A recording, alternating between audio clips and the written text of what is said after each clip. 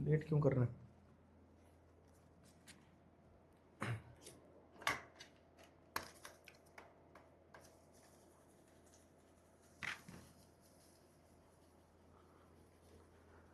Hello hello hello, welcome to this session दोस्तों, क्या हाल है? I hope I am audible and visible to you guys. नमस्कार, स्वागत, वंदन, अभिनंदन आप सभी का आज के इस सेशन में। Welcome welcome welcome. क्या हाल है मित्रों? Rise of nationalism in Europe की गाड़ी आगे बढ़ चुकी है और गाड़ी आगे बढ़ के आज पहुंच गई है the making of nationalism in Europe पे। आशा करता हूं मैं आपको बेहतरीन तरह से दिखाई और सुनाई दे रहा हूं। Welcome welcome welcome to this session. तो क्या क्या है, दो तीन चीजें हैं अपडेट में। वो दो तीन चीजें क्या है अपडेट में? सबसे पहले तो WPP सॉल्व कर ली, करी कि नहीं? क्यों? क्योंकि WPP सॉल्व करके रखना बच्चों। ये चैप्टर पढ़ेंगे, आज की क्लास है। आज की क्लास के बाद में एक और क्लास है ना, ये तीन क्लास हुई, चौथी क्लास के मतलब तीन क्लास, चौथी क्लास, फिर उसके बाद की क्लास डाउट सॉल्विंग होगी। तो डाउट सॉल्विंग क्लास में अपन क्या करेंगे? क्या होगा? शुरू में लेगा क्या था? अच्छा, देख लें एक बार, चेक कर लें। तुम कह रही हो आया था, संदीप भैया कह रही हैं कि आया था, तो मानना पड़ेगा मुझे। तो एक बार फिर से बोल देता हूं तुम्हें, ये चाह रहे हो ना, इतना बस बोलो।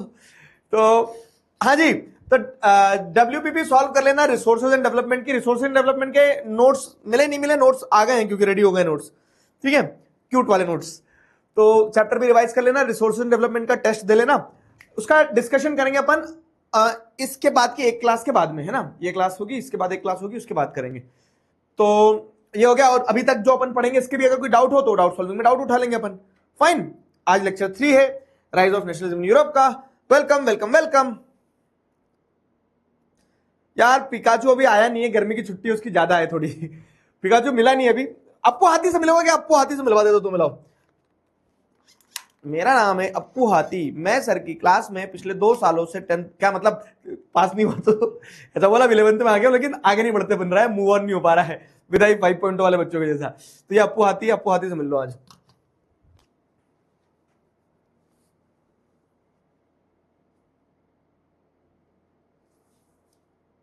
ठीक है,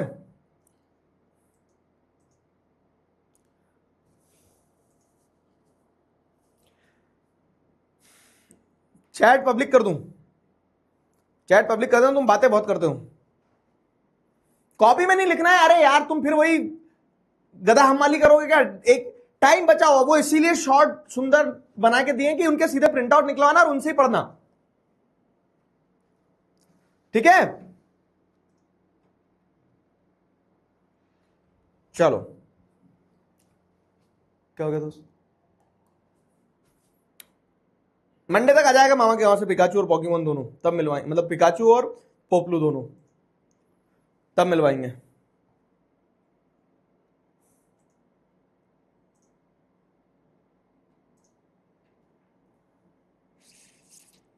ठीक है, चलो भाइयों, तो शुरू की जाए आगे की कहानी।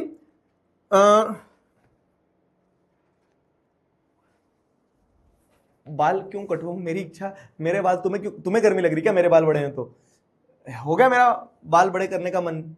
एक दौर आता है जब लड़कों का मन होता है बाल बड़े करने का, तो बस कर रहे बड़े। चलो, और ये जो लड़कियां बोल रही है काटू तुम्हारे बाल मेरी मर्जी, मैं बढ़ाऊं मेरे बाल।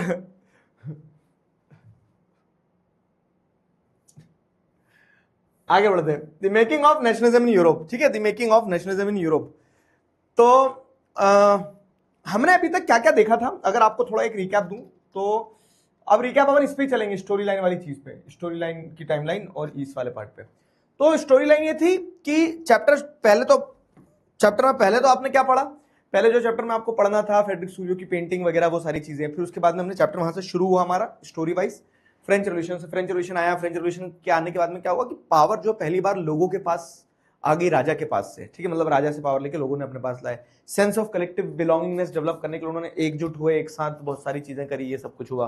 फिर उसके बाद में आपको क्या देखने को मिलता है? ये हो गया सेंस ऑफ कलेक्टिव बिलोंगिंगनेस। फिर जो फ्रेंच रेवोल्यूशन से आइडियाज निकल के आए, फ्रेंच आर्मीज ने ये समझा कि now it is their responsibility to carry those revolutionary ideas to rest of the Europe. ठीक है, तो जहां जहां और मोनार्की थी वहां वहां वो आइडिया लेके पहुंची फ्रेंच आर्मीज, और उन आइडियाज को वहां पे स्टैब्लिश करने का प्रयास किया पूरा पूरा। और इन आइडियाज को कैरी कौन कर रहा था? Napoleon Bonaparte. तो नेपोलियन बोनापार्ट ने माना कि डेमोक्रेसी को खत्म कर दिया था, लेकिन नेपोलियन बोनापार्ट ने एक नई चीज, अलग चीज वो ले आया था कि मॉडर्न प्रिंसिपल चेंजेस, मतलब मॉडर्न बहुत सारे चेंजेस लेके आया था वो उसने। और उन्हीं मॉडर्न चेंजेस को उसने क्या नाम दिया नेपोलियन ने? सिविल कोड ऑफ 1804, जिसको नेपोलिक कोड भी कहा गया, जिसमें उसने he did away with all the privileges based on birth. ठीक है, फ्यूडल सिस्टम खत्म कर दिया, सर्फडम से फ्री कर दिया पीजेंट्स को, गिल्ड रिस्ट्रिक्शंस रिमूव कर दी, uniform system of weight and measurement ले आया। तो ये सारे मॉडर्न चेंजेस जो उसने लाया, तो इनिशियली सारे लोग खुश हो रहे थे, ये नेपोलियन हार्बिंगर ऑफ लिबर्टी है, नेपोलियन आएगा, लिबर्टी लाएगा। बट जो इनिशियल एंथुसियाज्म था, it soon turn into hostility. क्यों? क्योंकि लोगों को रियलाइज हुआ, ध्यान है यहाँ पे, पीपल रियलाइज दिस, क्या कि नेपोलियन ने, बाकी सब तो ठीक क्या, लेकिन उनकी पॉलिटिकल फ्रीडम जो है नेपोलियन ने क्या कर दी? खत्म कर दी। तो ये पूरी कहानी थी नेपोलियन की। फाइन, अब नेपोलियन तक पढ़ लिया, लेकिन नेपोलियन जब पावर में आया तो नेपोलियन जाएगा भी। यही तो जीवन का दस्तूर है ना, कि जो आज पावर में है वो कल जाएगा भी। तो वैसे यहाँ पे होता भी है कि आगे चल के क्या होता है आपको देखने को मिलेगा, यहाँ पे हम पढ़ेंगे, आगे चल के आपको देखने को मिलता है कि नेपोलियन जाता है, नेपोलियन के जाने के बाद में कंजर्वेटिव्स पावर में आते हैं, तो कहानी चलती रहेगी। तो अभी हमारी कहानी कहां से कहां तक पहुंची है? तो अगर मैं आपको ऐसे बताऊं तो अभी हमारी कहानी, जैसे अगर आप देखोगे, हाँ जैसे यहां देखोगे आप, तो अभी हमारी कहानी फ्रेंच रेवोल्यूशन से शुरू हुई है 1789 से। नेपोलियन आ गया पावर में, तो नेपोलियन पावर में आ गया,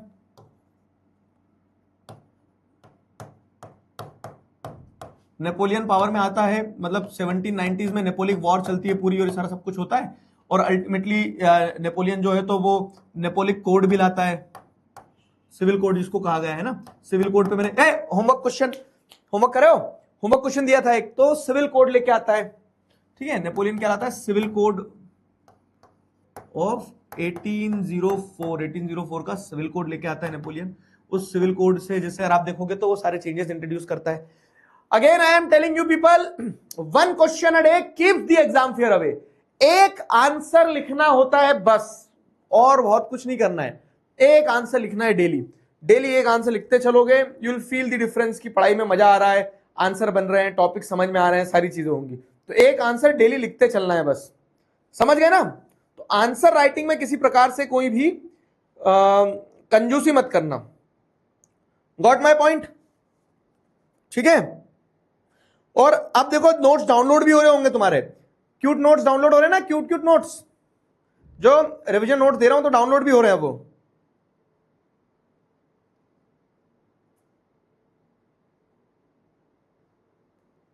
क्लियर है? चलो, तो ये स्टोरी चल रही है, मैंने जैसे बताया, लेकिन स्टोरी के पैरेलल में आइडियाज और थीम भी चलेंगे। तो आइडियाज और थीम भी चलेगी पैरेलल में। तो जैसे अब चैप्टर का पहला आइडिया आया है कि why and how nationalism emerged, nationalism in Europe. Why and how, देखो अब मैं बोर्ड का एक जादू दिखाऊं तुम्हें, इस बोर्ड में एक जादू है, चीजों को सीधे उठा के ले जाता है बोर्ड। ये why and how nationalism emerged, अरे यार, नेशनलिज्म इन यूरोप। ठीक है, why and how nationalism in Europe. तो अब जैसे यहां देखें अपन, why and how nationalism in Europe, तो अब कैसे कहानी आगे बढ़ेगी?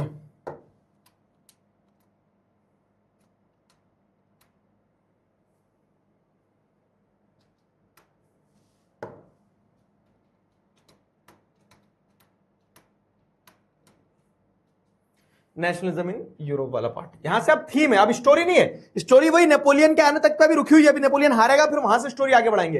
अब एक थीम आ गई है, एक कॉन्सेप्ट समझो, making of nationalism in Europe. तो जैसे मैंने चैप्टर शुरू किया था तब आपको बताया था कि नेशनलिज्म इन इंडिया बोलो आप, नेशनलिज्म इन फ्रांस बोलो आप, नेशनलिज्म इन अमेरिका बोलो, तो समझ में आता है कि एक देश के लिए लोगों के अंदर, देश के अंदर देशभक्ति, राष्ट्रवाद पैदा होता है, तो एक कंट्री तक एक समझ में आता है कि हाँ देश की बात हो रही है। अब पूछा जा रहा है आपसे यहाँ पे, क्या पूछा जा रहा है आपसे यहाँ पे कि यूरोप में नेशनलिज्म कैसे इमर्ज हुआ। तो यूरोप एक कंट्री थोड़ी ना है, यूरोप क्या है? यूरोप तो एक कॉन्टिनेंट है पूरा का पूरा। यूरोप कंट्री नहीं है, यूरोप तो पूरा का पूरा कॉन्टिनेंट है। तो एक कॉन्टिनेंट के अंदर, जिसके अंदर अलग अलग भाषा बोलने वाले लोग, अलग अलग एथनिक ग्रुप्स हैं, अलग अलग आइडेंटिटी के लोग हैं, उनके अंदर कैसे नेशनलिज्म आया होगा, समझ गए? तो वो यूरोप जहां पे, आप पहला पैराग्राफ जो है ना, तो मैं आपको यहां पे लिख दे रहा हूं कि इससे क्वेश्चन नहीं आता है, ठीक है? इस पैराग्राफ से, जैसे अगर आप यहां पे देखें तो इस पैराग्राफ से नो क्वेश्चन, यहां से कोई क्वेश्चन नहीं आता इस पैराग्राफ से, इस पूरे सेगमेंट से कोई भी सवाल नहीं आएगा इस पूरे सेगमेंट से। तो क्या क्यों कर रहे हैं फिर? जब कोई सवाल नहीं आता तो फिर क्यों पढ़ रहे हैं? तो इस सेगमेंट से सवाल नहीं आता, लेकिन ये अंडरस्टैंडिंग के पर्सपेक्टिव से इंपॉर्टेंट है, ठीक है? ये from the perspective of understanding जो है वो इंपॉर्टेंट है। तो जैसे अगर अपन देखें, if you look at the map of mid 18th century Europe, you will find that there were no nation states as we know them today. Mid 18th century का अगर मैप देखोगे यूरोप का, तो आपको समझ में आएगा कि जिन्हें आज हम देश कहते हैं, ठीक है? तो ये मिड 18th सेंचुरी के पहले का है। तो जिन्हें आज हम देश कहते हैं, तो जैसे ऑस्ट्रियन एम्पायर था, रशियन एम्पायर था, ठीक है? पोलैंड जैसा देश ही नहीं एग्जिस्ट करता था, प्रूशिया था, जर्मनी जैसा कुछ था ही नहीं। तो ऐसा फैला हुआ एक अमीबा के टाइप का एक एम्पायर्स थे अलग अलग। कोई जो आज कंट्रियां देख रहे हो, ऐसी कंट्रीज नहीं थी, ठीक है? ऐसी कंट्रीज नहीं थी। तो फिर वहां पे जब नेशनल स्टेट्स नहीं थे, तो लोगों के अंदर नेशनलिज्म कैसे आया? क्वेश्चन समझ में आया? मतलब कंटेक्स्ट समझ में आया, कंटेक्स्ट कि हम बात किस चीज की कर रहे हैं। तो कंटेक्स्ट समझ में आया कि हम बात किस चीज की कर रहे हैं, कि जब देश ही नहीं थे तो नेशनलिज्म कैसे आ गया यूरोप में, है ना? बता दे लाला यार, अब डाउनलोड हो रहे हैं नोट्स, आज ही तो अपडेट गया, एक ऐप अपडेट करा जिन जिन को ऐसे दिक्कत लग रही है। आज एक अपडेट गया है, तो वो प्रॉब्लम जा रही थी कि डाउनलोड नहीं हो रहे थे क्यूट क्यूट नोट्स। तो आज एक अपडेट गया, एक बार चेक करो।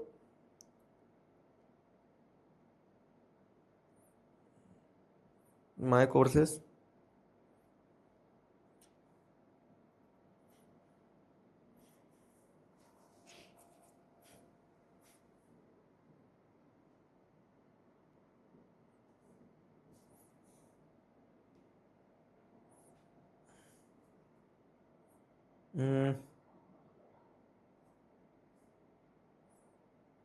Revision notes. अच्छा तो आ गया बेटा, देखो ये डाउनलोड वाला बटन आ गया है, ऊपर कोने में दिख रहा है, ये डाउनलोड होगा, है ना? अब डाउनलोड होना चालू हो गया, डाउनलोड वाला बटन है यहाँ पे कोने में ऊपर, दिख गया?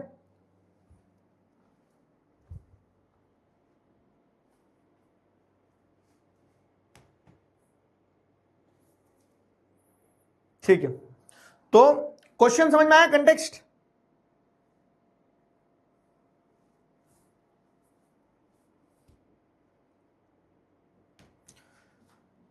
अब अपन आगे बढ़े यहां से। तो अब हमें यह समझना है कि जब कंट्री नहीं थी तो नेशनलिज्म किस चीज का?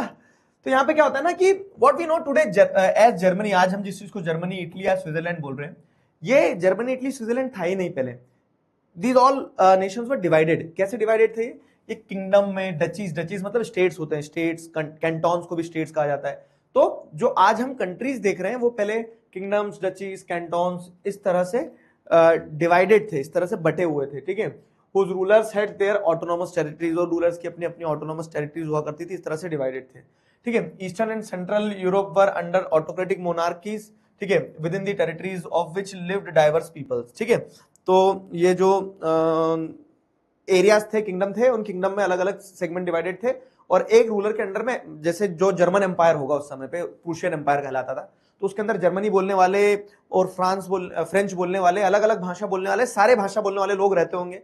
तो क्योंकि राजा था, तो राजा ने सबको अपने अंदर बांध के रखा था एक तरह से, ठीक है? ऐसा सिस्टम होता था। They did not see themselves as a sharing collective identity और अ कॉमन कल्चर। तो जैसे आज फ्रांस के लोग अपने आप को फ्रेंच सिटीजन्स मानते हैं, तो उस समय Prussian empire, Austrian Habsburg empire, जो अलग अलग साम्राज्य हुआ करते थे, तो लोग अपनी लॉयलिटी साम्राज्य से नहीं रखते थे। उन्हें पता था राजा को कोई आके दो चाटे मारेगा और कोई और राजा बन जाएगा, तो उनके बीच में कोई कलेक्टिव आइडेंटिटी या कॉमन कल्चर नहीं होता था, जैसे आज कंट्रीज में कॉमन कल्चर होता है, कलेक्टिव आइडेंटिटी होती है कि we all belong to India, ठीक है, और Indians are my brothers and sisters, लेते हो ना तुम प्लेज, तो वैसा नहीं होता था पहले, है ना। Often they even spoke different languages and belong to different ethnic groups, तो एक ही एम्पायर के अंडर में अलग अलग भाषा बोलने वाले लोग रहते थे, ठीक है। जैसे एग्जांपल के तौर पे दिया गया, ये सिर्फ समझने के लिए क्वेश्चन नहीं आता है इस पे से। हैब्सबर्ग एम्पायर, जैसे हम देखें तो हैब्सबर्ग एम्पायर जो है, जिसने ऑस्ट्रिया हंगरी के ऊपर रूल किया है, मतलब ये वाले रीजन के ऊपर जिसने रूल किया है, ये हैब्सबर्ग एम्पायर, ये देखो ये ऑस्ट्रियन एम्पायर है ना, ये पूरा का पूरा ये ऑस्ट्रियन हैब्सबर्ग एम्पायर जो था इस क्षेत्र में रूल करता था। तो इसका एग्जांपल दिया गया है यहाँ पे कि ऑस्ट्रियन हैब्सबर्ग एम्पायर जो था, हैब्सबर्ग एम्पायर, तो this empire ruled over Austria Hungary for example a patchwork of many different regions and people, ठीक है। तो ये Austrian Habsburg empire, this was the patchwork of many different region, अलग अलग क्षेत्र से जुड़ के बना हुआ था, ठीक है। It included the Alpine region, ठीक है, तो ऊपर वाला अल्पाइन एरिया जो है, जिसमें टॉयल वाला रीजन आ जाएगा, ऑस्ट्रिया आ जाएगा एंड स्टूडेंटलैंड आ जाएगा, ठीक है। इस एरिया में ये एरिया अल्पाइन रीजन में आ गया, ठीक है। एज वेल एज, जैसे अगर आप देखेंगे एज वेल एज बोहेमिया, ठीक है, बोहेमियन रीजन था जहां पे aristocracy was predominantly German speaking people, ठीक है। It also included Italian speaking provinces, अब इस हैब्सबर्ग एम्पायर ने इटली वाले क्षेत्र में भी कब्जा करके रखा था, in the areas of Lombardy and Venetia. फिर क्या है, हंगरी, ठीक है, half of the population spoke Magyar language, ठीक है, तो भाषा देखना, while other half spoke variety of dialects, तो कोई मैग्यार लैंग्वेज बोल रहे हैं, कोई दूसरी रीजनल डायलेक्ट्स बोल रहे हैं। फिर एक रीजन था कौन सा, गैलेशिया, तो गैलेशिया वाला जो रीजन था वहां पे जो रूलिंग क्लास थी वो पॉलिश लैंग्वेज बोलती थी, पोलैंड वाली language. Besides these three dominant groups there were also lived within the boundaries of empire a mass subject of peasant people, ठीक है। इन एरिस्टोक्रेटिक ग्रुप्स के अलावा जैसे अगर आप देखेंगे तो कोई पॉलिश लैंग्वेज बोलने वाला है, फिर कोई मैगार लैंग्वेज बोलने वाला है, तो ऐसे अलग अलग लैंग्वेज ग्रुप के अलावा आप देखेंगे एक बहुत बड़ा पीजेंट ग्रुप भी रहता था, ठीक है, जिसमें बोहेमियंस आ गए, स्लोवाक्स आ गया जो बाद में स्लोवाकिया बनता है, ठीक है, स्लोवेनियंस आ गए इन कैर्नियोला, फिर क्रोट्स आ गए, ये क्रोशिया वाले, तो बाद में कंट्री बने, इंडिपेंडेंट कंट्रीज, ये क्रोशिया कंट्री बनेगा, ठीक है। Croats to the south and Romanians, ठीक है, Romans to the east of Transylvania. Such differences did not easily promote a sense of political unity. तो अब आप देखो कि एक हैब्सबर्ग एम्पायर के अंदर, ठीक है, अब देखोगे आप जैसे, तो एक हैब्सबर्ग एम्पायर के अंदर इतने सारे लोग हैं, एक हैब्सबर्ग एम्पायर के अंदर इतने सारे लोग हैं, और सारे लोग अलग अलग आइडेंटिटी को बिलोंग करते हैं, ठीक है। एक हैब्सबर्ग एम्पायर के अंदर इतने सारे लोग, और सारे लोग अलग अलग आइडेंटिटी को बिलोंग करते थे, और इसी के चक्कर में आपको क्या देखने को मिलता था, इसी के चक्कर में आपको देखने को मिलता था एक सेंस ऑफ पॉलिटिकल यूनिटी बहुत आसानी से आ पाए, ऐसा पॉसिबल ही नहीं था क्योंकि इतने डाइवर्स लोग हैं, ठीक है। तो the only tie binding these diverse groups together was a common allegiance to the emperor. वो सिर्फ एक साथ इसलिए थे क्योंकि उनके ऊपर एक राजा बैठा था, किसी दिन वो राजा को कोई पीटेगा तो वो राजा हट जाएगा, कोई और आ जाएगा, तो उनके एलिजियंस जो है, उनका झुकाव जो है उस राजा की तरफ हो जाएगा, ठीक है।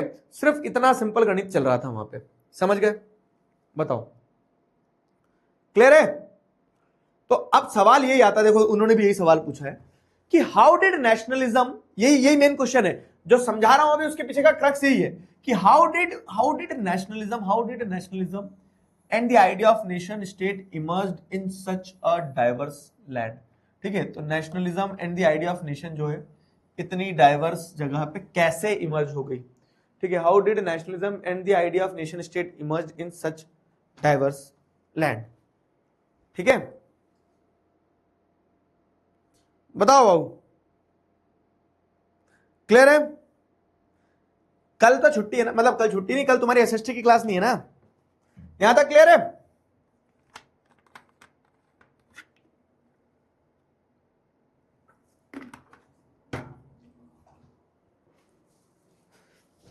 क्लियर,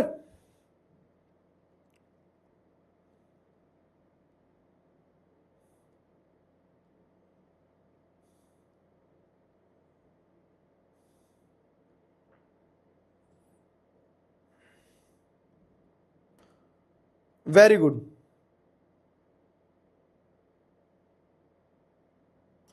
मतलब ये सिर्फ समझने के लिए है, तुम्हें एक लाइन समझना है कि इतनी डाइवर्सिटी है, जैसे मैंने तुम्हें भयंकर कठिन सा एग्जांपल दे दिया और उससे बता दिया कि हैब्सबर्ग एम्पायर का एग्जांपल लोगे तो वो वहां पे लोगों के अंदर एक कॉमन सेंस ऑफ आइडेंटिटी है नहीं, तो फिर वहां पे नेशनलिज्म की फीलिंग कैसे आई जब लोगों के अंदर बीच में कुछ कॉमन ही नहीं था। तो अब लोगों के बीच में क्या कॉमन था उसको अपन आइडेंटिफाई करेंगे, आइडियोलॉजी वाला पार्ट चल रहा है। तो यहां पे आपको समझना होगा कि दो तरह के लोग थे उस समय सोसाइटी में, एक थे एरिस्टोक्रेट्स जिसे एरिस्टोक्रेसी कहा जाएगा, और दूसरा था मिडिल क्लास जो इमर्ज हो रही थी, जो मिडिल क्लास आ रही थी। कितने लोगों को क्लास 9th में ध्यान है मिडिल क्लास कहां से आई थी? याद है ना, वो ऊपर से आसमान फटा था उसमें से गिर गई थी मिडिल क्लास, याद है? मारेंगे चाटा। ठीक है, ये मिडिल क्लास कैसे इमर्ज हुई थी? तो आपको ध्यान हो, हमने फ्रेंच रिवॉल्यूशन में भी पढ़ के आए थे ये वाली चीज कि जैसे जैसे लोग क्या हुए, धीरे धीरे प्रॉस्पर्स हुए, जैसे जैसे ट्रेड बढ़ा। ठीक है, ट्रेड बढ़ा तो चार लोगों ने पैसा कमा के इंडस्ट्रियल रेवोल्यूशन के बाद में पैसा कमाया, तो अब वो थे पीजेंट्स लेकिन पैसा कमा लिया ट्रेड वेड करके, तो उनके पास पैसा आ गया तो वो गरीब भी नहीं रह गए, लेकिन राजा महाराजा में भी काउंट नहीं हो रहे हैं वो, तो वो बीच के जो लोग थे उन्हें मिडिल क्लास कहा गया। और मिडिल क्लास ने एजुकेशन पा ली, एजुकेशन पाके उन्होंने सवाल उठाना शुरू कर दिए। शिक्षा की सबसे खूबसूरत चीज क्या बताए? शिक्षा आपको सशक्त करती है। कैसे सशक्त करती है? आपके कॉन्फिडेंस को, आपके हिम्मत को, आपके जिगरे को शिक्षा सशक्त करती है। जब ज्ञान होता है तो ज्ञान से आदमी अपने आप में शक्ति महसूस करता है। तो एक रोटी कम खा लेना, हो सकता है आज आपके यहाँ बहुत सारे चैलेंजेस हो सकता है कि घर में सारी स्थितियां सही ना हो, अभाव रहता है। बहुत सारे लोग आप देखोगे, इतिहास उठा के देखोगे तो बहुत सारे लोगों ने बहुत जीरो से, इनफैक्ट माइनस से शुरू किया है, उन्होंने अपनी पूरी जनरेशन को खींच के लाए आगे। लेकिन उन्होंने किसी एक चीज को अगर पकड़ के रखा तो अगर तुम देखोगे तो डॉक्टर बी आर अम्बेडकर को देख लो, एपीजे अब्दुल कलाम को देख लो, और ऐसे अनगिनत नाम है। हर व्यक्ति ने सिर्फ एक चीज पकड़ के रखी थी, वो क्या थी? वो शिक्षा। और उस शिक्षा ने उनको सशक्त किया, तो वो उस शिक्षा की मदद से वो आज, मैं बता रहा हूं तुम्हें उनके बारे में, दुनिया पढ़ रही है उनके बारे में। तो बाबू लॉन्ग स्टोरी शॉर्ट कि यहाँ पे आप जैसे हिस्ट्री के भी पैटर्न को पकड़ोगे तो वो मिडिल क्लास कैसे इमर्ज हुई? क्योंकि जब पैसा आया तो उससे उन्होंने एजुकेशन ली, और एजुकेशन लेने के बाद वो एम्पावर हुए तो उन्होंने क्वेश्चन किया। अब क्वेश्चन किसको करेंगे वो? तो उन्होंने क्वेश्चन किया एरिस्टोक्रेट्स को। तो उस समय पे सोसाइटी में आप बोलोगे कि नेशनलिज्म का आइडिया कैसे आया, तो उस समय की सोसाइटी को समझो पहले। तो उस समय सोसाइटी में एरिस्टोक्रेट्स हुआ करते थे, और एरिस्टोक्रेट्स के बराबर में मिडिल क्लास के लोग हुआ करते थे। ठीक है, एरिस्टोक्रेट्स हुआ करते थे और मिडिल क्लास के लोग हुआ करते थे। एरिस्टोक्रेट्स कौन है? आ जाओ समझते हैं। ठीक है,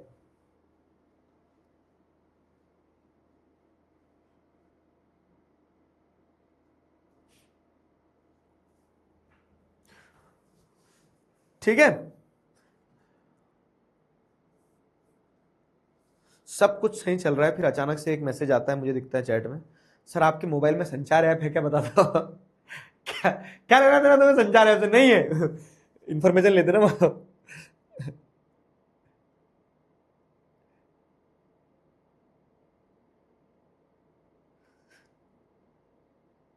ठीक है बाबू,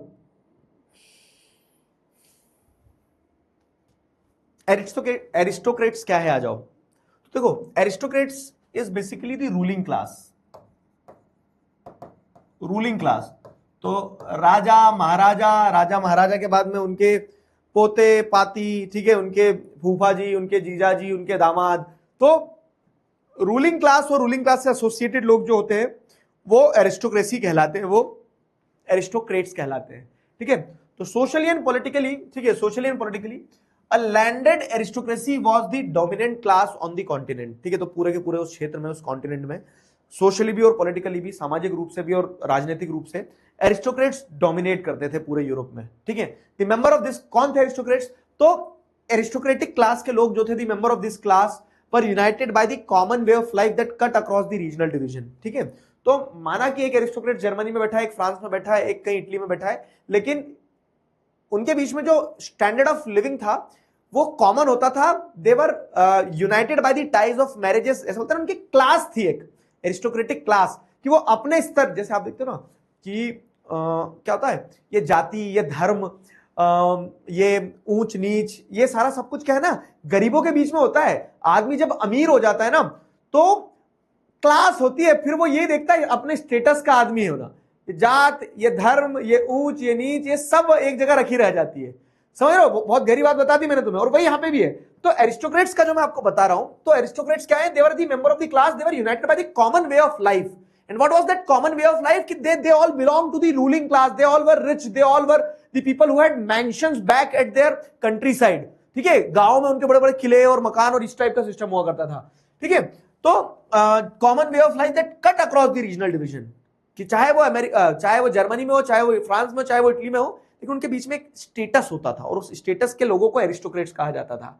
ठीक है, they own states in the countryside and also town houses. ठीक है, शहरों में बड़े बड़े घर होते थे, कंट्री साइड मतलब गांव में उनके बड़े बड़े स्टेट्स होते थे, रैंचेस होते थे, उनपे घोड़े वोड़े पाल के रखे थे बढ़िया उन्होंने। ठीक है, एक राज की बात बताऊं, हॉर्स राइडिंग सीख रहा हूं मैं, क्या मजा आता है यार हॉर्स राइडिंग में, मतलब इट फील्स लाइक कि कुछ तो है। चलो आ जाओ इधर वापस। तो they spoke French for purposes of diplomacy and in high society. जैसे अब क्या है ना कि अब देखो सब अलग अलग क्षेत्र से हैं, तो उनके बीच में कॉमन कनेक्शन बनाने के लिए, जैसे इंग्लिश एक स्टेटस सिंबल हो जाता है, इंग्लिश एक कॉमन लैंग्वेज हो जाती है एलाइट क्लास में, मतलब बात करने के लिए। जैसे आज देखोगे ना फॉरेन में भी जाता है आदमी तो इंग्लिश में एटलीस्ट वो कम्युनिकेट कर पाता है। तो वैसे अगर जैसे आप देखोगे तो they spoke French for the purpose of diplomacy in high society. ठीक है, तो फ्रेंच लैंग्वेज बोलते थे। आ जाएगा क्वेश्चन, क्या आ जाएगा? ठीक है, right a short note on, पहला एरिस्टोक्रेट्स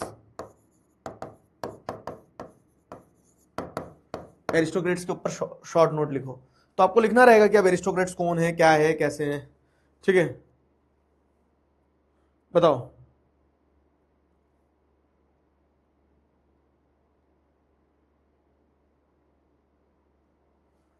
ठीक है, तो एरिस्टोक्रेट्स कौन थे, आया समझ में? They had a common way of life, उनका इकोनॉमिक स्टेटस होता था, बड़े बड़े घर होते थे, फ्रेंच लैंग्वेज बोलते थे, common language for the purpose of diplomacy. Their families were often connected with by the ties of marriage, शादी वो अपनी क्लास में करते थे। ठीक है, कि हाँ प्रूशिया के राजा से शादी करवा दी, ऑस्ट्रिया की रानी की, नहीं नहीं यार रुक जाओ, फ्रांस के राजा से ऑस्ट्रिया की रानी की शादी करवा दी। ठीक है, गलत कनेक्शन जोड़ रहे बन। This powerful aristocracy was however numerically small in group. अब लेकिन अब ये क्लास वाले लोग हैं ना थोड़े कम ही होते थे। ठीक है, देवर न्यूमेरिकली स्मॉल इन ग्रुप। ठीक है, the majority of the population was made up of peasantry, और अधिकतर लोग इसमें कौन थे? पीजेंट्स हुआ करते थे। ठीक है, मतलब इसमें नहीं, एरिस्टोक्रेसी में नहीं, यूरोप में जैसे आप देखोगे तो मेजोरिटी पॉपुलेशन तो गरीब, बोलते ना मासेस, क्लासेस आर क्लासेस। तो वो क्लास स्टेटस वाले एरिस्टोक्रेट वाले लोग कम ही थे, मेजोरिटी पॉपुलेशन उसमें प्रेजेंटरी थी।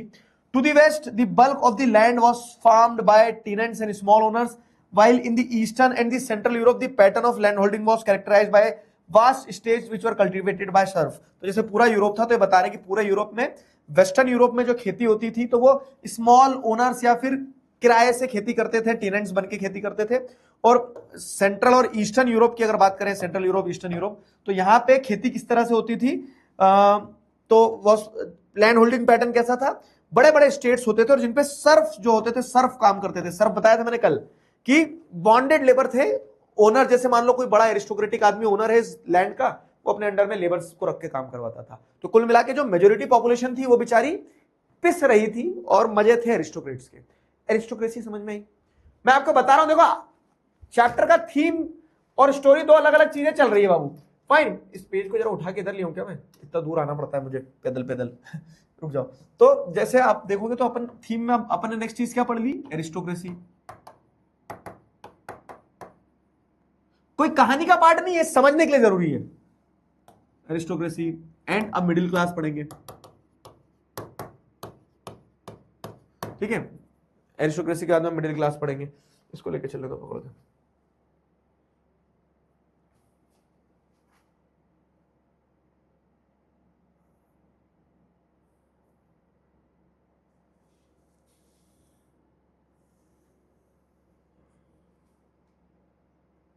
चल भैया नीचे चले, अच्छे बच्चे।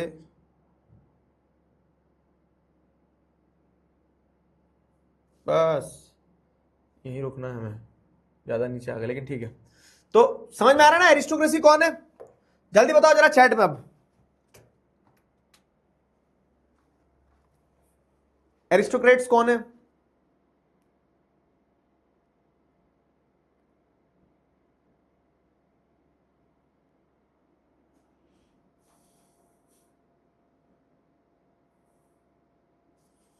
ये बता दो।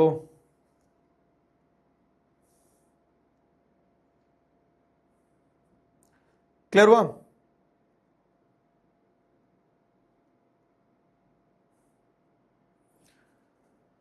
Very good. रिवीजन नोट्स पहले चैप्टर कंप्लीट हो उसके बाद पढ़ना। WPP सॉल्व कर लेना। और यस, एरिस्टोक्रेट्स क्लियर है? सिविक्स का बेटा अभी चैप्टर ही नहीं पढ़ा है, नोट्स कहां से दे दूं तुम्हें?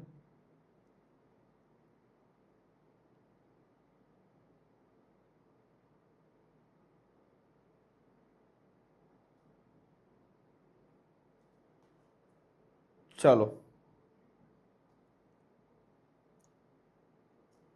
शोभित भैया ने बोला आपकी एक क्लास ले लेंगे।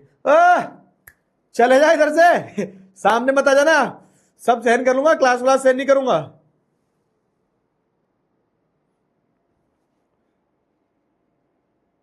एरिस्टोक्रेट्स है ना पैसे वाले लोग, एक बार में बच्चे ने क्लियर कर दिया, समझ में आ गया सर।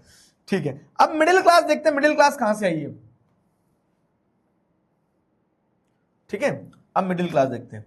तो अब in western and the central part of Europe, जैसे अगर आप देखोगे, ठीक है, तो अभी हम समझ रहे हैं पॉइंट क्या ना, फ्लो पता होना चाहिए। जैसे हमने देखा कि यूरोप में आखिरकार नेशनलिज्म इमर्ज कैसे हुई, जब वहां यूनिटी नहीं थी, कोई कॉमन कल्चर ही नहीं था। तो हम यूरोप को समझ रहे हैं, तो यूरोप को अपन ने समझा कि वहां एरिस्टोक्रेट्स हुआ करते थे। ठीक है, 18th सेंचुरी की अगर बात करें, 18th 19th सेंचुरी की, तो वहां एरिस्टोक्रेट्स हुआ करते थे। फिर western and central part of Europe में जैसे आपको क्या देखने को मिलता है, धीरे धीरे इंडस्ट्रीज की ग्रोथ होती है। अब यहां हम देख रहे हैं कि मिडिल क्लास कैसे इमर्ज हुई। ठीक है,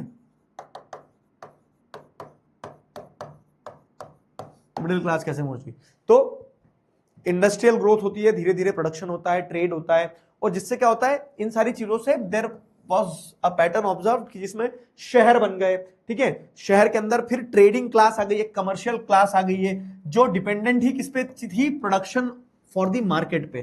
जैसे अगर आप देखोगे ना, तो इंसान जब पैदा होगा, हु, ठीक है, अब ये इंसान पैदा होने के बाद में क्या कर रहा होगा, तो सबसे पहले तो शिकारी होगा, वो शेर के ऊपर कूद गया, या तो शेर बचेगा या इंसान बचेगा। ठीक है, शेर के ऊपर कूद गया, वो खेतों खेतों में घूम रहा है। फिर उसको धीरे से कहीं समझ में आया होगा कि खेती भी कर सकते हैं एक चीज, तो उन्हें खेती करना शुरू करी होगी, है ना। तो ऐसे इंसान इवॉल्व हुआ। लेकिन फिर आप देखोगे तो खेती करते करते जब प्रॉस्परस हुआ होगा थोड़ा सा इंसान, ठीक है, तो उसने सोचा होगा मैं ट्रेड भी कर लूँ। फिर पता नहीं कौन सिखा गया कि कंप्यूटर पे बैठ के कुछ कोडिंग वोडिंग भी हो जाती है, इंटरनेट आ गया, ये हो गया वो हो गया, और हम अपने आप को मॉडर्न कहने लगे। लेकिन सुकून तो वो वही था ना, हु। खैर, coming back to the topic, तो अब जब ट्रेड हुआ, टाउन्स बने, कमर्शियल क्लास आई, और ये कमर्शियल क्लास का डिपेंड मतलब इनका एग्जिस्टेंस ही उस चीज पे था कि ये ट्रेड करते थे, सामान का सामान बनाते थे, एक दूसरे को देते थे। ठीक है, ओवरसीज ट्रेड करते थे, दूसरे देशों में पहुंचाते थे।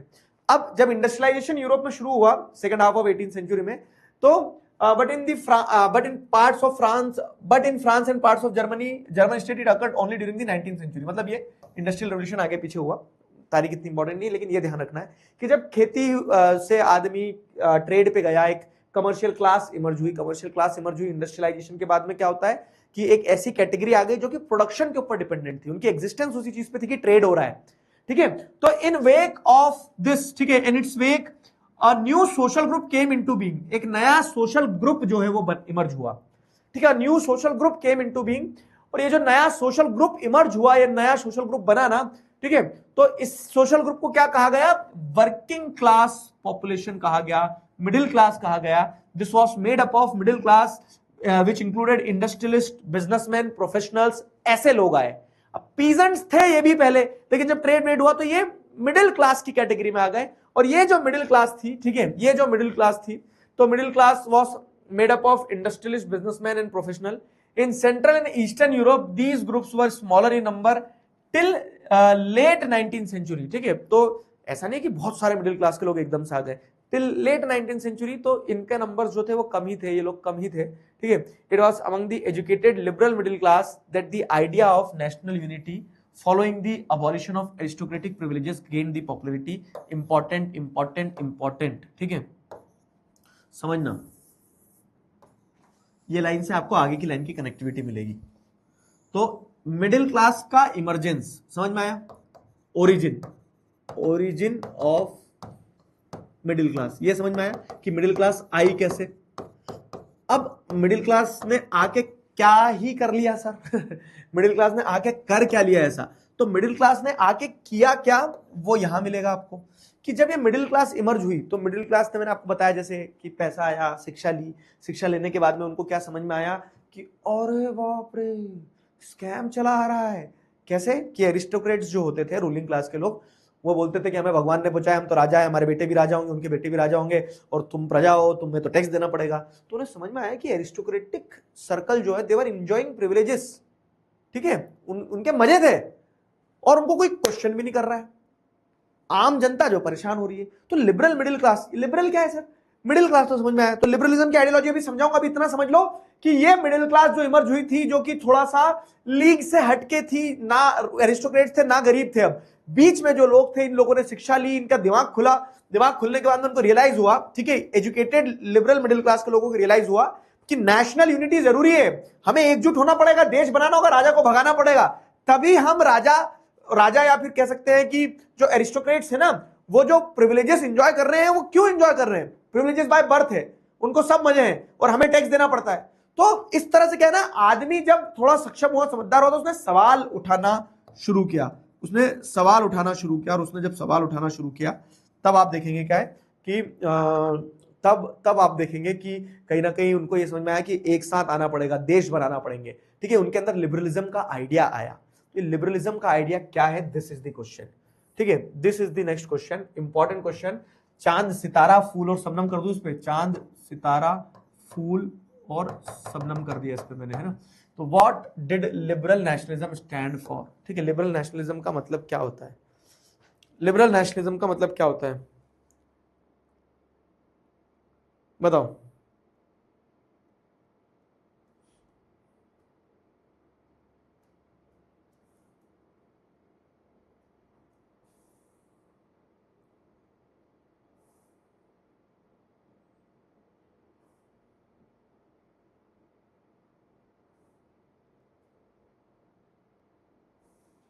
लिबरल नेशनलिज्म का मतलब क्या होता है? क्लियर है? लिबरलिज्म का मतलब क्या होता है? यहां तक समझ में आ गया? जल्दी बताओ। Tell us like a story, story की तरह तो बता रहा हूं मैं, पूरा फ्लो कनेक्ट करवाया। देखो कितना सीधा फ्लो है कि हमने देखा कि यूरोप तो क्या था कि अलग अलग क्षेत्र में बटा हुआ था, वहां पे जैसे अगर आप देखोगे तो लोगों के बीच में कोई कॉमन आइडेंटिटी थी नहीं, तो नेशनलिज्म की फीलिंग क्यों आएगी? तो हम इसके लिए पहले यूरोप को समझते हैं। तो हमने यूरोप को देखा कि यूरोप में एरिस्टोक्रेट्स कैटेगरी के एक लोग हुआ करते थे, है ना। अब ये डेट वाइज स्टोरी नहीं है, ये थीम वाइज स्टोरी। हमें जैसे वो ये ना कि आपको क्रिकेट देखने में मजा आता है, तो क्रिकेट देखने में मजा आता है, आपको समझ में आ रहा है 4 रन बड़े, 6 रन बड़े, 10 रन बड़े, 15 रन, 20 रन, 50 रन, 100 रन, किसकी सेंचुरी हो गई, किसी की 50 हो गई, कोई आउट हो गया।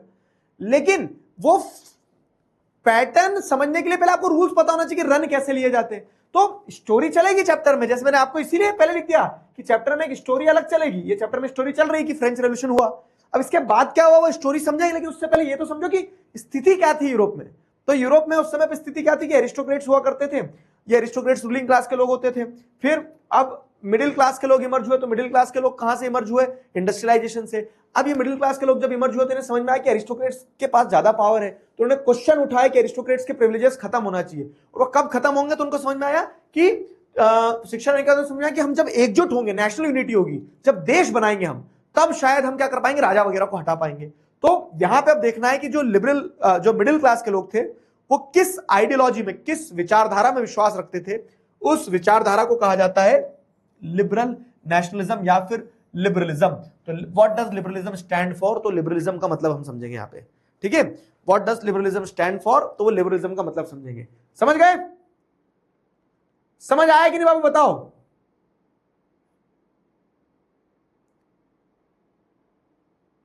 जल्दी बताओ, आ गए? सिलेबस कब तक खत्म होगा? गजब टोपीबाज आदमी हो यार तुम। अभी तो चालू हुआ है, खत्म होना की चिंता अभी से क्यों होने लगी? यस और नो, छुट्टी उट्टी मत लिखो, बहुत मारूंगा। अभी 20 मिनट की क्लास और बची है। बताओ। Very good.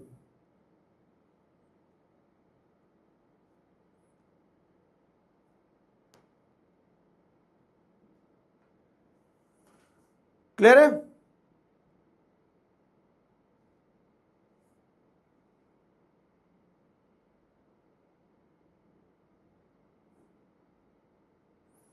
चलो भाई,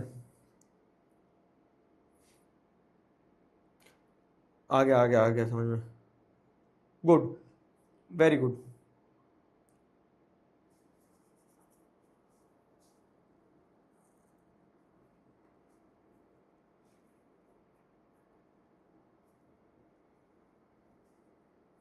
ठीक है,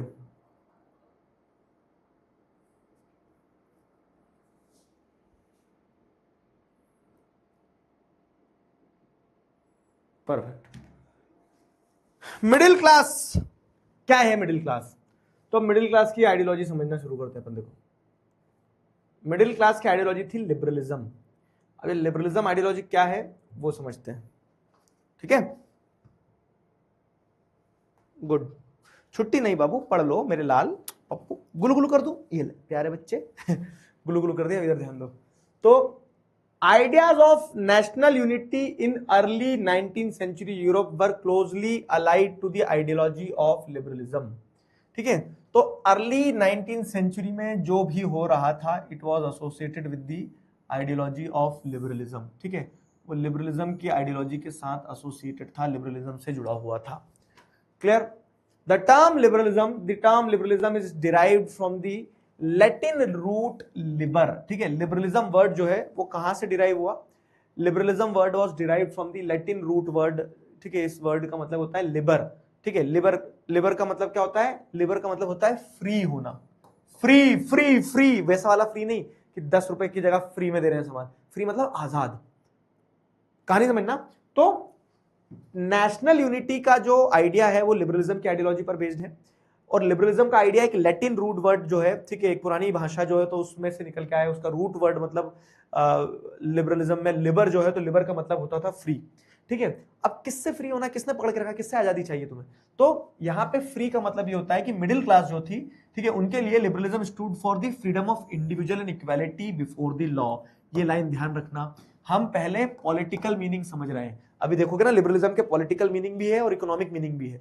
तो लिबरलिज्म की बात जब करें तो for the new middle classes liberalism stood for freedom for the individual and equality of all before the law. ठीक है, तो ये मेन लाइन है, ये आपको आंसर में लिखना है। जब लिबरलिज्म पूछा जाएगा, आंख बंद करके ये लिख देना है कि freedom of the individual and equality before law. Freedom of the individual क्या? तो पहले क्या होता था ना कि जो मोनार्क्स होते थे, वो मोनार्क बहुत स्ट्रिक्ट कंट्रोल रखते थे कि लोग क्या लिख रहे हैं न्यूज़पेपर में हम चेक करेंगे, लोग क्या बात कर रहे हैं हम चेक करेंगे। हर चीज की सेंसरशिप बहुत तेज थी, हर चीज की सेंसरशिप जो थी वो बहुत तेज थी पहले। ठीक है, तो यहाँ पे भी बताया गया for the new middle classes liberalism stood for freedom of individual. तो लोगों को आजादी चाहिए थी, एंड इक्वालिटी बिफोर लॉ। पहले क्या होता था ना, फर्स्ट स्टेट के लिए अलग रूल, सेकंड स्टेट के लिए अलग रूल, थर्ड स्टेट के लिए अलग रूल। तो यहाँ पे क्या है, freedom for the individual and equality before law चाहिए था। पॉलिटिकली जैसे अगर आप देखोगे तो पॉलिटिकली क्या हो रहा है, पॉलिटिकली अगर आप देखोगे तो politically it emphasize the concept of government by consent. ठीक है, पॉलिटिकली लिबरलिज्म का मतलब क्या है कि गवर्नमेंट बाय कंसेंट होना चाहिए। ऐसा नहीं हो कि राजा का बेटा राजा, फिर उसका बेटा राजा। जो भी सरकार बने वो सरकार लोगों के मत से बनना चाहिए, कंसेंट से बनना चाहिए, उनकी वोटिंग होना चाहिए, अपने मन से सरकार नहीं बनना चाहिए, गवर्नमेंट बाय कंसेंट होना चाहिए। Since the French Revolution, liberalism had stood for the end of autocracy and clerical privileges, a constitutional and representative government through parliament। तो ये लिबरलिज्म का पूरा पॉलिटिकल मीनिंग ऑफ लिबरलिज्म है। पॉलिटिकल मीनिंग ऑफ लिबरलिज्म, कि liberalism का मतलब politically क्या होता है वो चीज समझाई जा रही है यहाँ पे। ठीक है, लिबरलिज्म का मतलब पॉलिटिकली क्या होता है उसी चीज को यहाँ पे समझाया गया है। तो since the French revolution liberalism had stood for the end of autocracy, कि जो अत्याचारी सरकारें होती है, जैसे राजा वगैरह जो होते हैं जो किसी की नहीं सुनते, ऑटोक्रेटिक होते हैं, आगे पढ़ा था ना ऑटोक्रेटिक वर्ड। ठीक है, जो किसी की नहीं सुनते, जिनके ऊपर किसी का कंट्रोल नहीं है, तो उस तरह की सरकारों को खत्म किया जाए, end of autocracy. Clerical privileges, जो क्लर्जी क्लास थी, फर्स्ट स्टेट के लोग जो थे, जो क्या थे, जो प्रिविलेजेस एंजॉय करते थे कि थर्ड स्टेट के लोग ले जाकर उनको टैक्स देंगे, तो क्लेरिकल प्रिविलेजेस को भी खत्म किया जाए। एक कॉन्स्टिट्यूशनल एंड रिप्रेजेंटेटिव गवर्नमेंट होना चाहिए थ्रू पार्लियामेंट, क्योंकि वो चाह रहे थे ना गवर्नमेंट बाय कंसेंट। तो एक कॉन्स्टिट्यूशनल गवर्नमेंट हो, गवर्न बाय कंसेंट बनना चाहिए, पार्लियामेंट्री सिस्टम होना चाहिए। तो 19th century liberals also stressed on the inviolability of private property. और अब देखो देखो हर चीज में एक तर्क है। लिबरल्स ये चाहते थे ना कि उनकी प्राइवेट प्रॉपर्टी की इनवॉयलेबिलिटी हो, मतलब कोई उनसे उनकी प्रॉपर्टी ले ना पाए। क्यों? क्योंकि उन्हें पता था मिडिल क्लास के लोगों का वजूद ही उस चीज से कि वो ट्रेड कर पा रहे हैं। अब ट्रेड करेंगे तो अपनी फैक्ट्री लगाएंगे, लेकिन राजा लोग क्या बोलते थे, मेरे साम्राज्य में तुम्हारी फैक्ट्री क्या काम की है, फैक्ट्री मेरी है तुम्हारी नहीं है। तो उनको ऐसा लगता था कि हमारी प्राइवेट प्रॉपर्टी, हमने मेहनत करी, हमने 7 समुद्र जाके पार जाके इंडिया वालों को टोपी पहना के आए हैं और तब जाके हमने पैसा कमाया है, ठीक है, तो वो प्राइवेट प्रॉपर्टी तो हमारी होना चाहिए। लेकिन राजा वगैरह जो होते थे वो हर चीज पे कब्जा कर लेते थे, तो वो इनवॉयलेबिलिटी ऑफ प्रॉपर्टी चाहते थे। कौन? मिडिल क्लास के लिबरल्स, जो लिबरलिज्म की आइडियोलॉजी में विश्वास रखते थे। कम ऑन, रिकैप करते हैं एक बार, क्या है लिबरलिज्म, क्या है? तो लिबरलिज्म एक आइडियोलॉजी है which is derived from the Latin root word liber. Liber का मतलब होता है फ्री। इस आइडियोलॉजी के तहत liberalism freedom of individual and equality before law चाहता है, ठीक है। पॉलिटिकली आप जिस देखोगे तो गवर्न बाय कंसेंट होना चाहिए, ऑटोक्रेटिक और क्लेरिकल प्रिविलेजेस को खत्म करने की बात करता है लिबरलिज्म की आइडियोलॉजी, ठीक है। ये बात करती है कि एक रिप्रेजेंटेटिव गवर्नमेंट होना चाहिए पार्लियामेंट के थ्रू, और साथ ही साथ क्या है, इनवॉयलेबिलिटी ऑफ प्रॉपर्टी इंश्योर की जाना चाहिए कि प्रॉपर्टी जो है वो उनको, प्राइवेट प्रॉपर्टी उनकी मिलती रहे, ठीक है। समझ में आया? बताओ, क्लियर है? क्लियर है? लिबरलिज्म का पॉलिटिकल मीनिंग क्लियर है? जल्दी बताओ, लिबरलिज्म का पॉलिटिकल मीनिंग।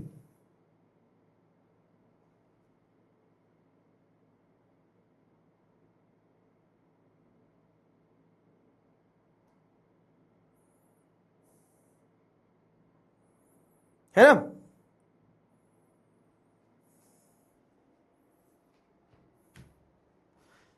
अब आपको लग रहा हो हाँ सर लिबरल्स तो बहुत अच्छे लोग हैं बेचारे, सही बात बोल रहे हैं एकदम कि equality before law, freedom of all, वाह, है ना, पार्लियामेंट गवर्नमेंट होना चाहिए, रिप्रेजेंटेटिव गवर्नमेंट होना चाहिए, तो liberals are wow very good. लेकिन हकीकत क्या मैं बताता हूं तुम्हें, liberals are not very good. क्यों? तो ये जो इक्वालिटी बिफोर लॉ की बात कर रहे हैं, तो yet the equality before law did not necessarily stand for universal suffrage. तो लिबरल जो है ना वो हिपोक्रेट, मोदी जी का वाला वो देखा है तुमने एक वीडियो, हिपोक्रेसी की भी सीमा होती है, तो वही हिपोक्रेसी थी यहाँ पे। हिपोक्रेसी का मतलब क्या है?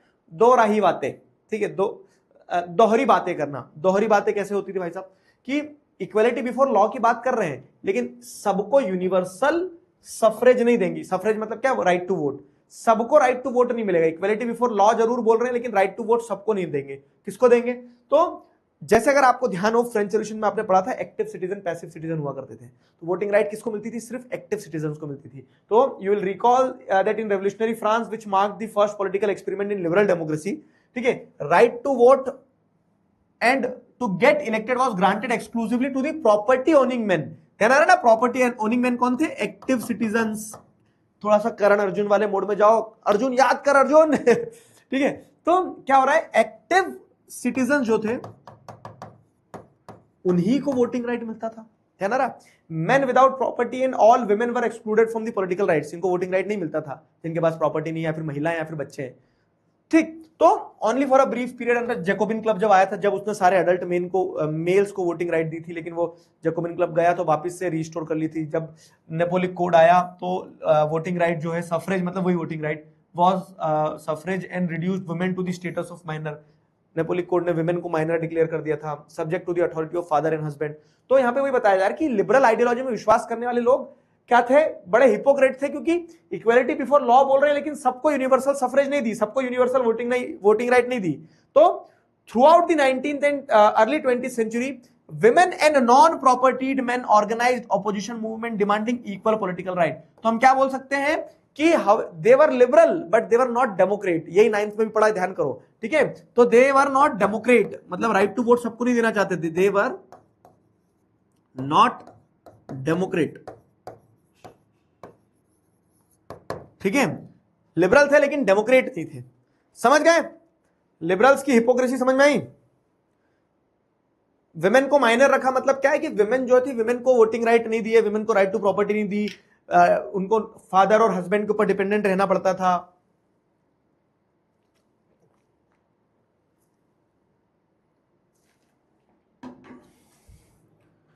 समझ गए?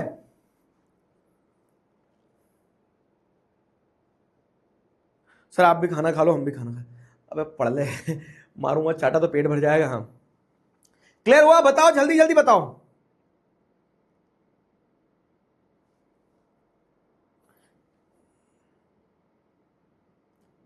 यहां तक हमने लिबरलिज्म का पॉलिटिकल मीनिंग समझ लिया है।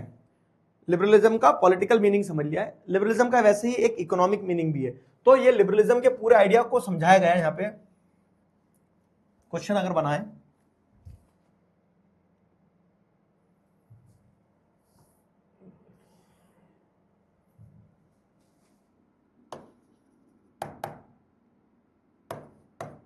Explain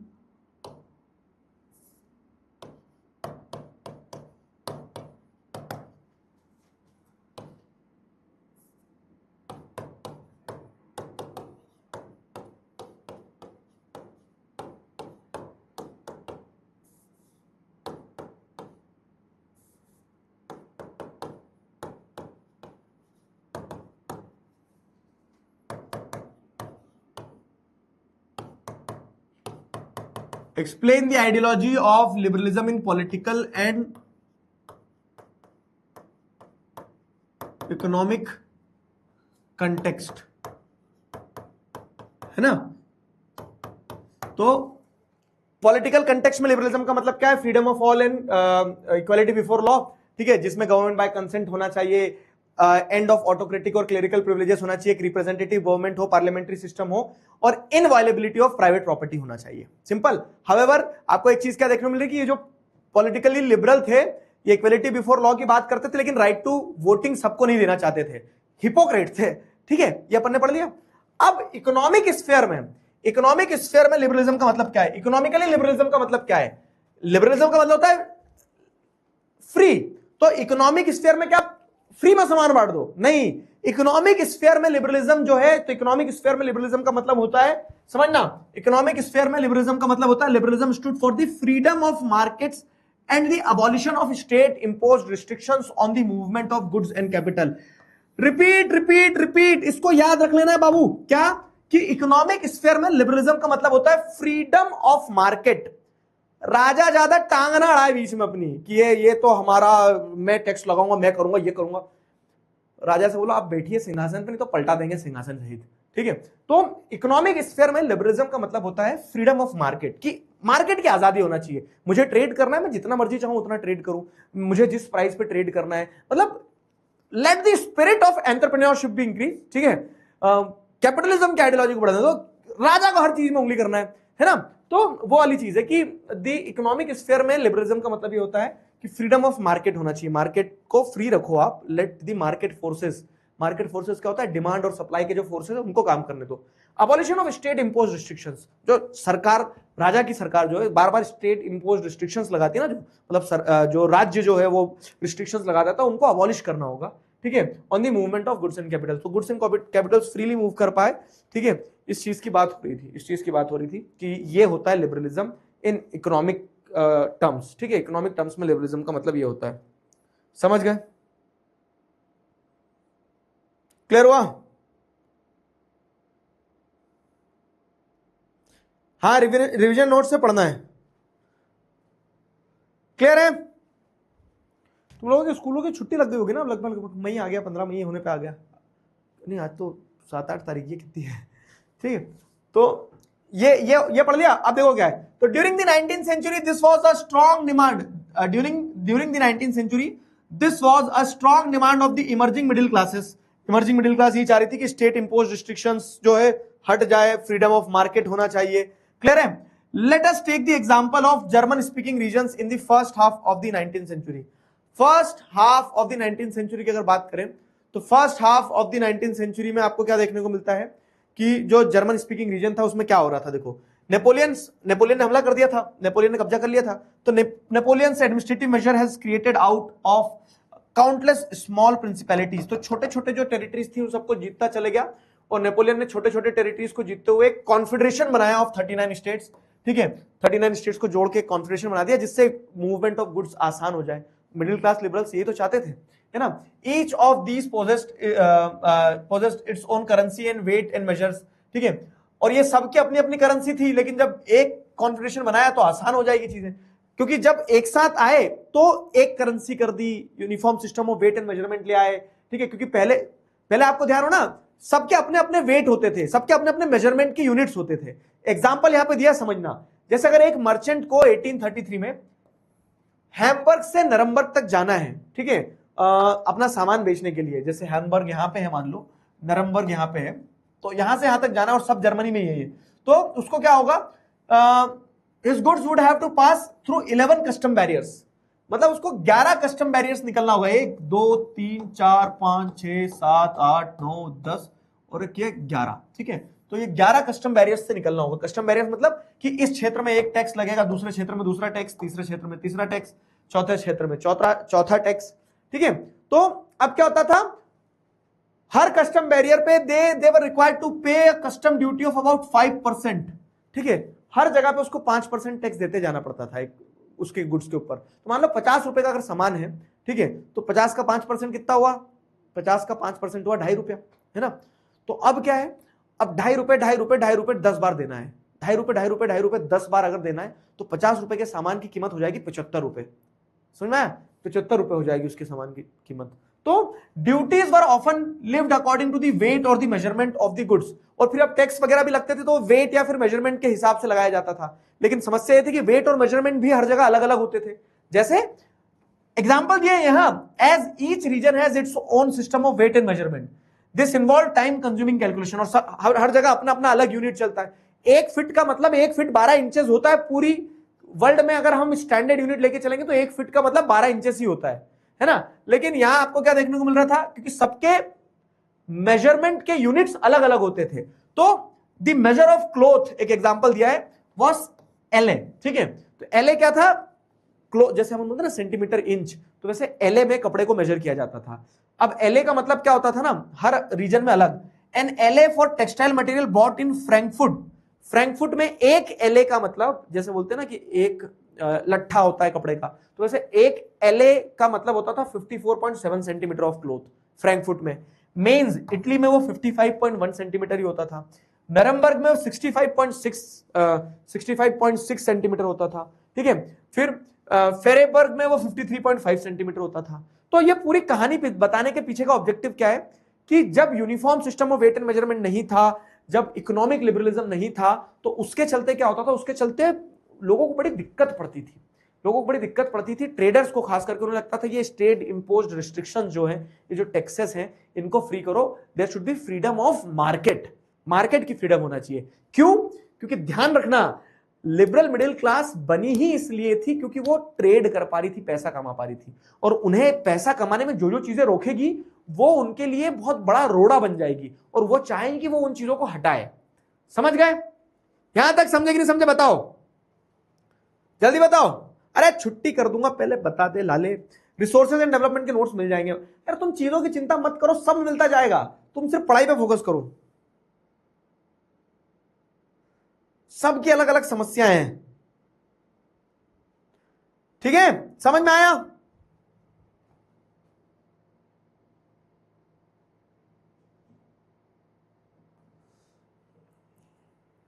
happy birthday to you, ठीक है, आज नहीं है मेरा, लेकिन थैंक यू, अभी पढ़ ले। क्लियर हुआ? चलो आगे बढ़े, यहां तक समझ में आ गया?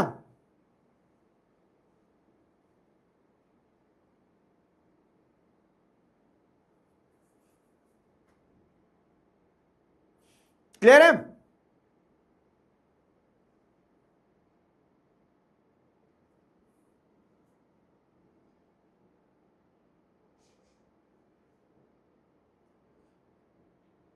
चलो, एक बच्चा पूछ रहा है कि सर मदर्स डे आ रहा है, मम्मी को क्या दे दूं? सिर्फ समय दे दो, वो बहुत काफी होगा। मतलब जिसने इस चीज को फील किया होगा ना, वो कभी इस चीज की बात कर ही नहीं पाएगा, वो बात करने के बारे में सोचते से ही घबराने लगेगा। लेकिन मैं तुम्हें बताता हूं, आज आज तुम सबसे ज्यादा किसका फोन इग्नोर करते हो बताओ? ऑब्वियस है, सब अधिकतर बच्चे जो इस क्लास में बैठे हैं वो अपनी माँ का फोन सबसे ज्यादा इग्नोर करते होंगे। फोन आता है, हाँ हेलो मम्मी, अभी अभी दोस्तों के साथ हूं, बाद में। अरे आप बार बार फोन करती रहती हो। हाँ हाँ, मैं बच्चा थोड़ी ना हूं, इस तरह से हम क्या करते हैं, उनका फोन हमेशा इग्नोर कर देते हैं। बाहर हैं तो देखेंगे मम्मी फोन आया, वहीं बटन दबा के रख लेंगे अपने पास में। एक पल के लिए सोचो कि वो फोन आना अगर बंद हो जाए, वो फोन आना अगर बंद हो जाए, मतलब ये थॉट सोच के ही मतलब ऐसी स्क्रीन धुंधली हो जाएगी तुम्हारे सामने, मतलब उंगलियां थरथराने लगती है। तो जब तक उनका फोन आ रहा है, क्योंकि मान लो कि वो आखिरी बार फोन है उनका, तुम कभी डिलीट ही नहीं कर पाओगे वो कॉल लॉग, और तुम हमेशा फिर ये सोचोगे कि यार काश और समय बिता लिया होता। तो अभी तुम्हें सिर्फ एक ही चीज करना है, वो ये करना है कि उन्हें समय दो। फोन आ रहा है तो बात कर ली, उनके लिए समय निकाल लिया थोड़ा सा, क्योंकि ये वो चीजें होती है ना जिनको आप फिर लाइफ टाइम आप भी चेरिश कर सकते हो, और उन्हें चाहिए क्या तुमसे, इतना ही चाहिए रहता है। तो कोई गिफ्ट विफ्ट नहीं देना है मेरे दोस्त, समय देना है कि नहीं? चलो, तो ये समझ में आ गया।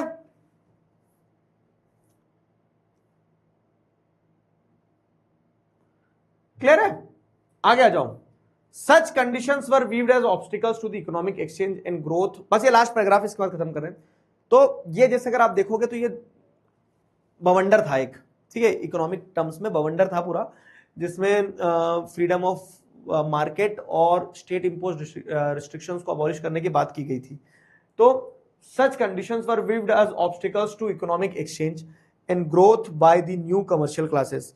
इकोनॉमिक एक्सचेंज नहीं हो पाएगा, कमर्शियल क्लासेस को ग्रोथ में दिक्कत जाएगी, इस चीज को ऐसे देखा गया था, ठीक है।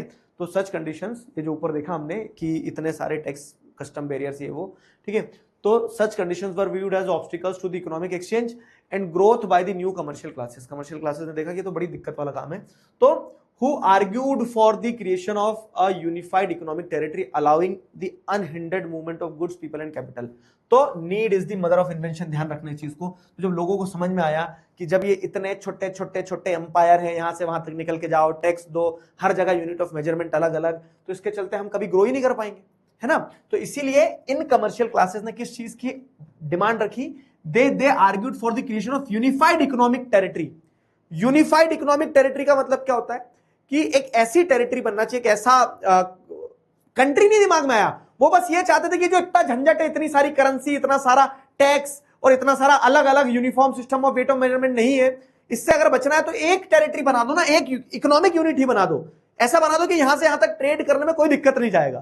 तो यहां पे वही बताया गया कि जब लोगों को एहसास हुआ, तो मिडिल क्लास के लोग ये चाहते थे, लिबरल्स ये चाहते थे कि एक यूनिफाइड इकोनॉमिक टेरिटरी हो जिससे अनहिंडर्ड मूवमेंट ऑफ गुड्स हो सके, लोग यहां से वहां जा सके, सामान जा सके, पैसा जा सके।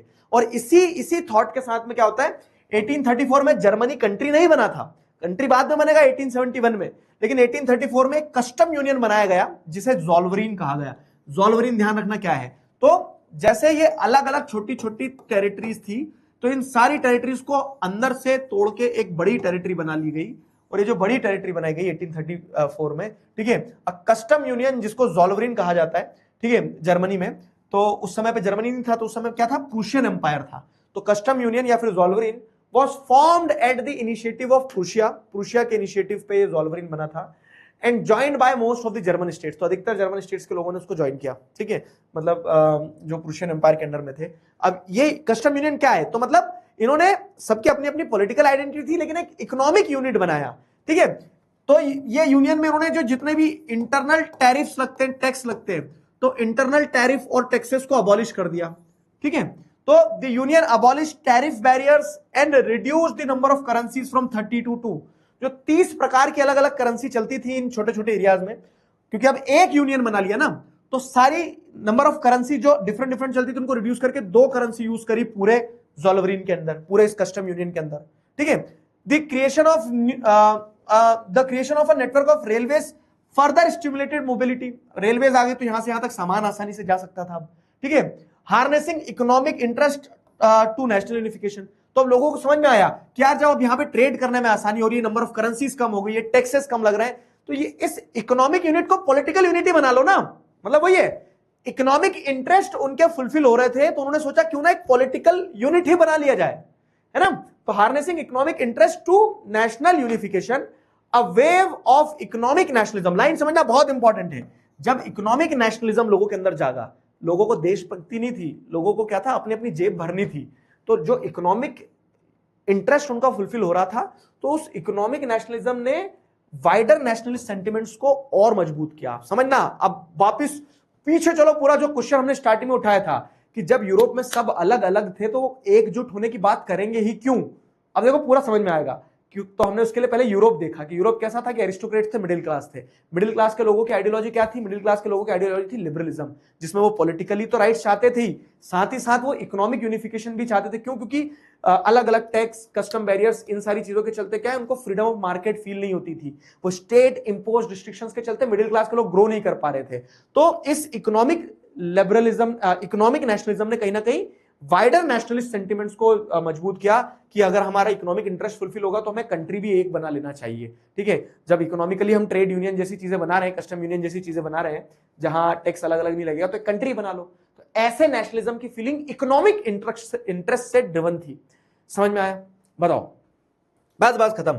समझ में आया नेशनलिज्म की feeling? This is how nationalism की फीलिंग जो है इकोनॉमिक इंटरेस्ट से ड्रिवन थी। बाबू समझना मेरे लाल, ठीक है? तो हमने एरिस्टोक्रेट्स पढ़ा, मिडिल क्लास पढ़ा, और आइडियाज आइडियोलॉजीज में हमने एक और चीज पढ़ी। आइडियाज और आइडियोलॉजीज में हमने एक और चीज, ना माने पूरा खिसक गया। आइडियाज और आइडियोलॉजीज में हमने एक और चीज पढ़ी, वो क्या पढ़ी? लिबरलिज्म। ठीक है,